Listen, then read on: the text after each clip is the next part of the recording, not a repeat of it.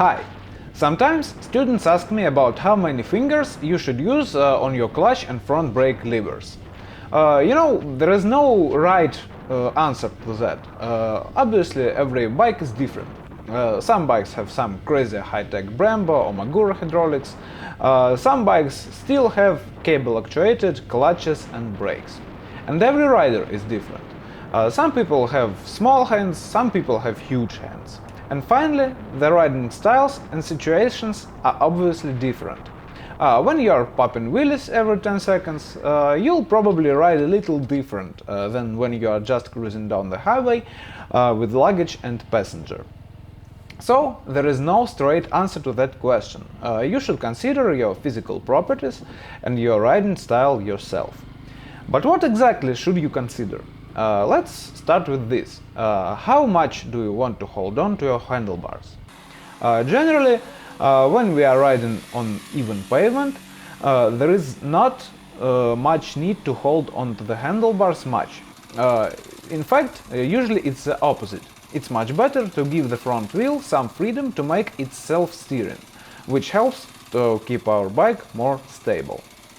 So, on paved roads, you can safely use all 4 fingers on your levers if you want. There is nothing wrong with it. But it also doesn't mean that you have to use 4 fingers. If you have really powerful hydraulics on your brakes and clutch, you can use 3, 2 or even 1 finger, as you see fit. Just do some tests to decide for yourself. If you can consistently stop fast with 2 fingers on your brake, you receive good feedback from your brake lever and your other 2 fingers don't get caught between the lever and the throttle, and you feel good and confident, sure, use 2 fingers, why not?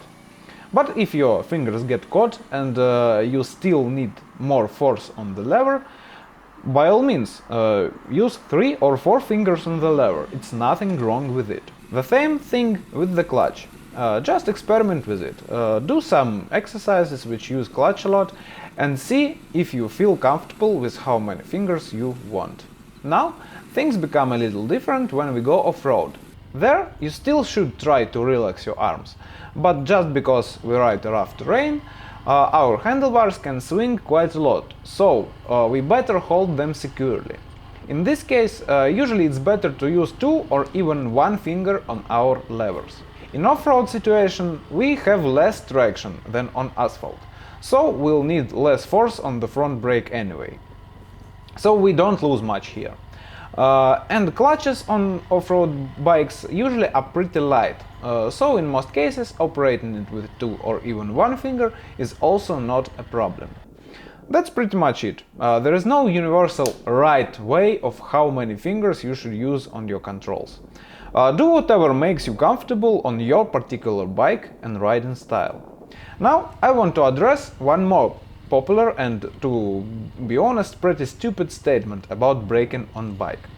There is common belief that you should always use only 2 fingers on your front brake, because this way you'll prevent yourself from locking up the front wheel. That's bad for 2 reasons. If your front brake system is powerful enough to be operated with 2 fingers on pavement, you'll be easily able to lock up the front wheel with your 2 fingers, so the whole point becomes invalid. If your brakes are not powerful enough, you'll just have poor braking, which is not what you want. There are just 2 options to prevent the front wheel from lockup. First is ABS system, and second, your personal high braking skill level. That's it. You either train yourself to brake efficiently or get a bike with ABS, or both. All other stuff doesn't work, I'm sorry, it's just the way it is. Well, that's it. Put a like under this video and hit the subscribe button, and consider becoming a member of this channel if you want to support it and get our motorcycle riding training video course. Have a nice day. Hope to see you soon. Bye.